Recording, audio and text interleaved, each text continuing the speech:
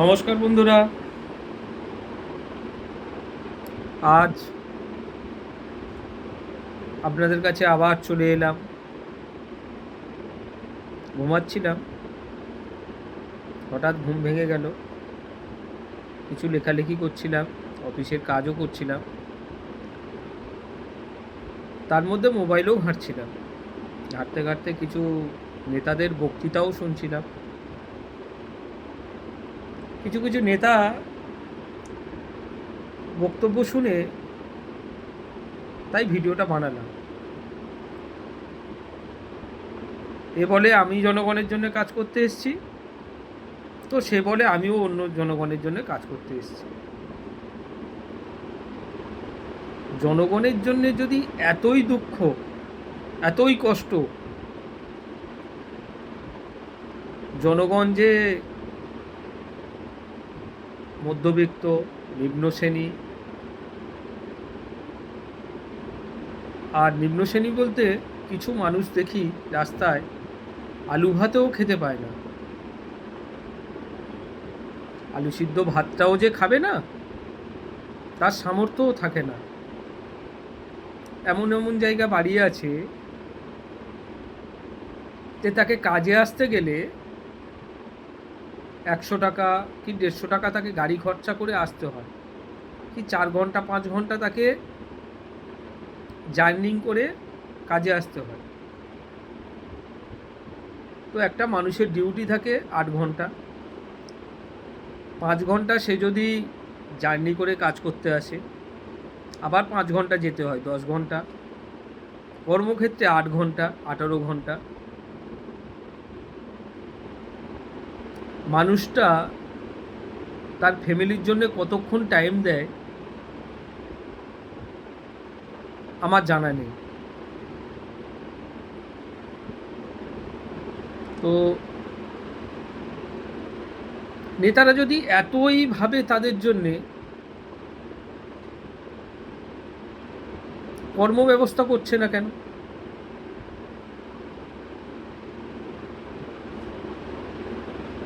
আজকে দেশের পরিস্থিতি যা দাঁড়িয়েছে, দেশে দেশে যদি যুদ্ধও বাঁধে, এসব নেতাদেরকে আপনি পাবেন না। ইদানিং ভাবুন, কয়েক বছর আগে, মানে 1 বছর আগে বাংলাদেশে গৃহযুদ্ধ বাঁধে, তাতে শেখ হাসিনা পালিয়ে আসে কোথায়? আমাদের ভারতবর্ষে। ইনি একজন নেতা। তার আগে ইনি বলেছেন যে আমি জনগণের জন্য কিছু করতে এসেছি। দীর্ঘদিন ছিলেন। আমি আদার্স কোনো তার ফ্যামিলি ব্যাকগ্রাউন্ডে যাচ্ছি না, বা তিনি কোথা থেকে এসছেন, তিনি কতটা ভালো কাজ করেছেন বা কতটা খারাপ কাজ করেছেন, তাতে আমার কোনো যায় আসে না। কিন্তু একটা নেতা, তারও তো কিছু নিজস্ব ভোট ব্যাংক ছিল, নিজস্ব নেতা কিছু ছিল, নিজস্ব সমর্থক কিছু ছিল। তাদেরকে ছেড়ে কিন্তু সে পালালো। তার ছেলে কোথায় বসে আছে? লন্ডন। আপনি ভাবুন, আপনার দেশে যদি কোনো গৃহযুদ্ধ বাঁধে,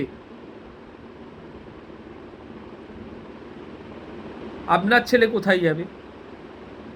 নেতার ছেলে যাবে লন্ডন বা আমেরিকা বা জাপান বা অস্ট্রেলিয়া। আপনার ছেলে কোথায় যাবে? সেই ভারতবর্ষেই থাকবে। তাই নেতাদের খপ্পর থেকে যত শীঘ্রই পারেন আপনারা বেরোন, কর্মজীবনে ফিরুন। তাতে দেখবেন মনের শান্তি।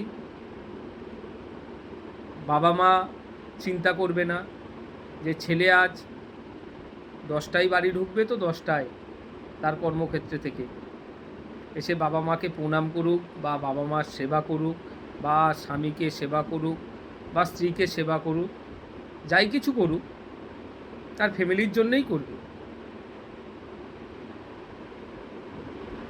একটা কবিতা মনে পড়ে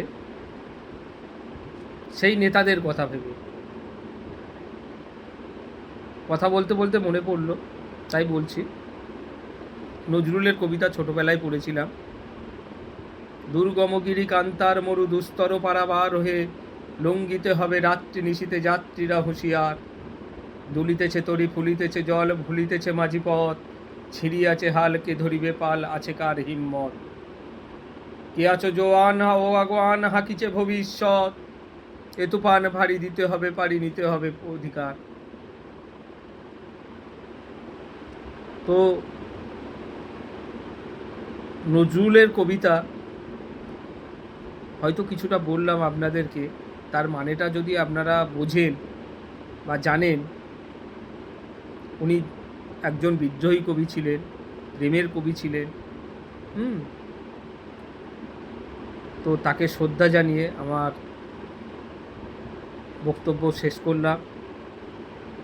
আপনারা যদি মানুষ হন, নেতাদের কথা শুনবেন না, হাত জোড়ো করে বলছি।